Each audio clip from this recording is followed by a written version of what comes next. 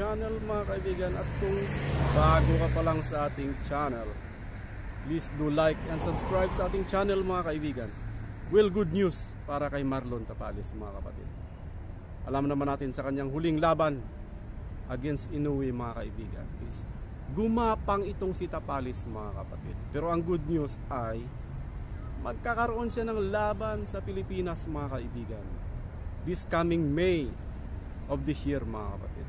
And undercard si Raymart Gabalio mga kaibigan para sa isang tune-up fight, non-title pero magandang opportunity ito para kay Raymart Gabalio and of course para kay Marlon Tapales. So preparation na naman ito para magkakaroon naman siya ng malaking big fight which is malamang world title na naman mga kaibigan. So ganito dapat ang mga promoter at saka manager ng isang boxer mga kaibigan.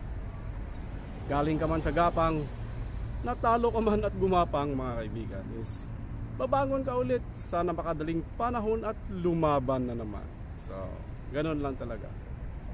Saka may good news din tayo para sa mga solid supporters ni Cuadro Alas. The one and only natatalo kay Inoue mga kaibigan. Ang angas ng Pinas. Ang good news is antay-antay lang, may parating siyang laban. Yun lang mga kaibigan.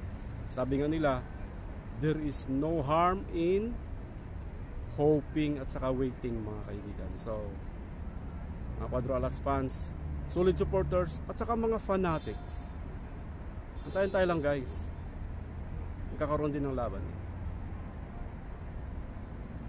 Bye bye.